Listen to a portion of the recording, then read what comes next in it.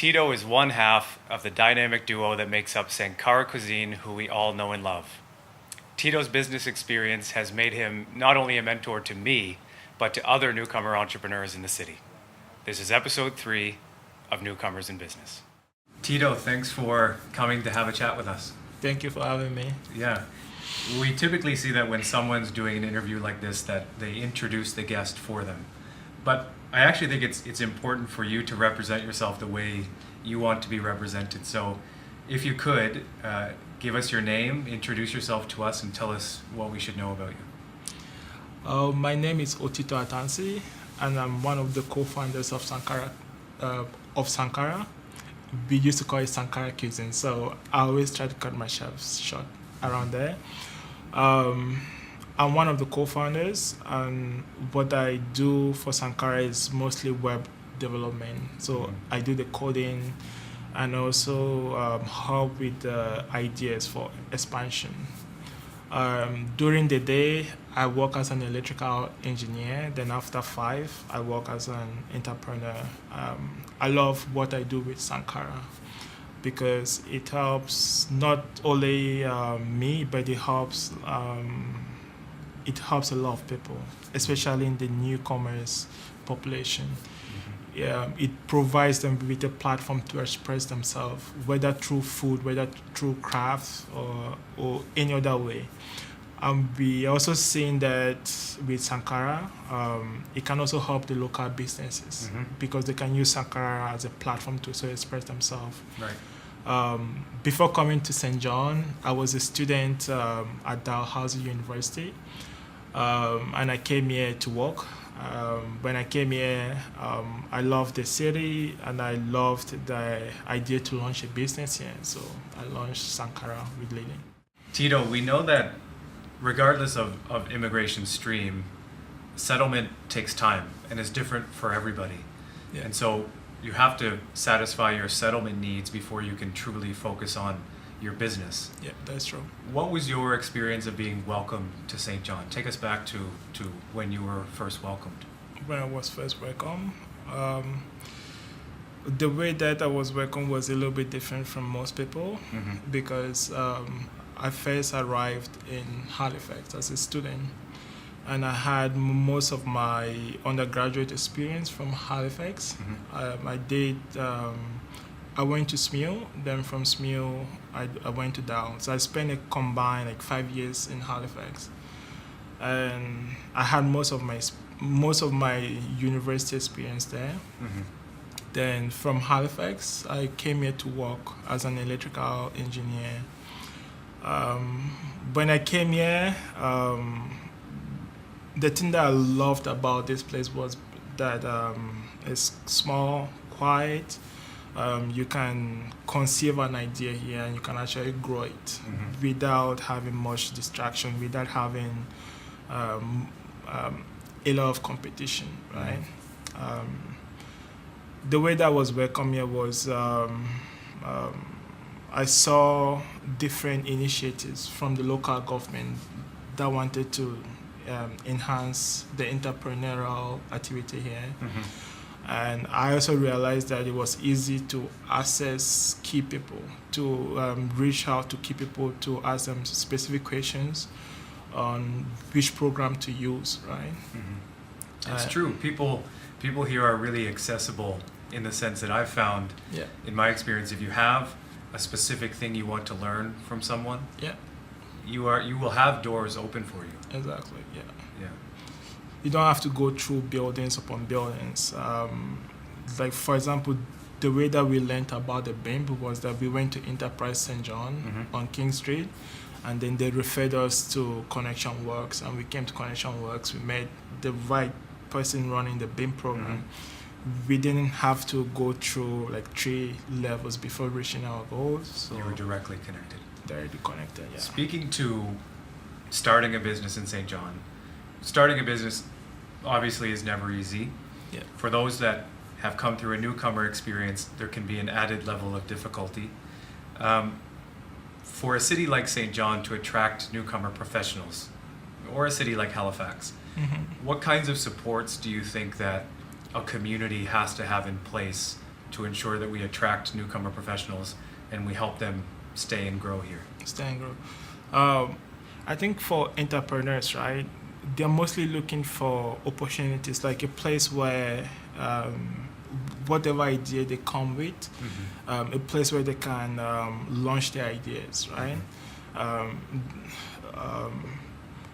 They would like to come to an environment where the ideas can be put into action. I can give you an example to kind of explain it. When we were doing our BIM program, right, we had one of the students, he's from China, and he came here through the PMP program, and he wanted to come here to buy a business. He wanted to buy a portion of a business in order to establish himself here. And I think after going through the program, he was matched with a partner to buy the business that he wanted. But it seems like the business idea that he was doing wasn't successful at the end or something like that. So for an entrepreneur, like if I was an entrepreneur like in China or maybe in India or maybe in Africa, and I wanted to move here in St. John to launch my business, I would like to come here and meet similar minds, like someone that can understand me. Sure. If they can't understand me, they can at least translate my ideas to a local level. If I'm looking to launch the new McDonald's, right? When I come here, someone have to explain the reality to me and translate that idea into something that is feasible here. Yeah. One thing that I've always said about the program is what we must do is we must honor the expertise and the experience of the newcomer entrepreneur. Yeah. But like you said, what we can offer is a translation of all the things that you have experience in internationally. We can translate what you know from there to St. John, New Brunswick. Exactly. Yeah. If you look at the city as a whole, and of course we fancy ourselves a welcoming community, we hope we're a place where newcomer entrepreneurs can come and set up their businesses. What's something that you think we can do better at? What are additional supports you think we can offer? Additional support. One thing that we've heard that might work as a prompt is we've heard that focusing on the startup phase of a business is great, but there has to be continued support. Continued support. It's not as if you come through a program and then you're on your own. There has to be continued support to ensure that newcomer entrepreneurs and newcomer businesses are getting to the next level. It's I think I agree with that too. Like when you do the BIM program, for example, and you have your idea and you create a business, there should be a continuous support, right? It could be through mentorship, for example, right? If you have a great mentor and you can communicate very well with the mentor can be that continuous support after the BIM, right? One of the places is investment. I don't know about other entrepreneurs, but some people might be looking for investors, either financial or just having someone that have been through that process to guide them. Like we right now at Sankara, right? We are currently seeking like someone that has been through a similar process, like because we are trying to launch an e-commerce platform, right? And we have started building the founding blocks for it. It would be great if St. John has that hub of different people that have launched those similar type of businesses. Have been through it. Yeah, and they can give mentorship to these new entrepreneurs. I think it will be helpful. One other challenge that we from Sankara see is talent. If you go in other places, like for example, if you go to Montreal, if you go to San Fran, if you go to Montreal, New York, places with high concentration of startups, right? Mm-hmm. They have talent. They have people that can build website. They have people that can build app. They have people that know how to do accounting. They have pro bono lawyers, right?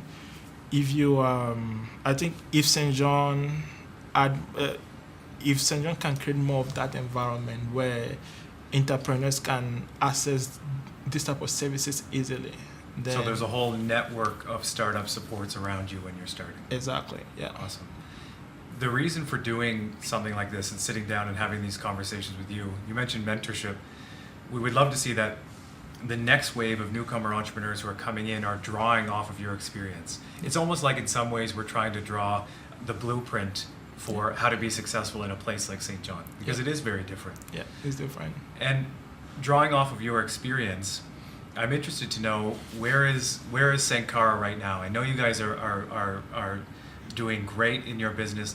What's the next step? Are there things you're looking forward to with Sankara? Do you feel like you're good where you are right now? What's the next? I don't think we are. I think we are still building. What we are looking at right now is recruiting. We would like to recruit co-founders, like people that we cannot pay to give them passion. We would like to recruit people that are as passionate as us to help us with the web development and to also help us with the operational side of the business. Because with this, we can expand more, we can achieve more, right? So we are facing that as a challenge right now. Where we would like to be, we would like to open us more door. We would like to offer more services. We currently do food and craft. We would like to expand it to other aspects of culture, like language. If you're local in St. John, for example, right, and you would like to learn how to speak Hebrew, for example, we would like to have Sankara as that hub where a person that knows how to speak Hebrew, maybe from Israel, will come to offer the service, and the local will come to Sankara to buy that type of service. Awesome.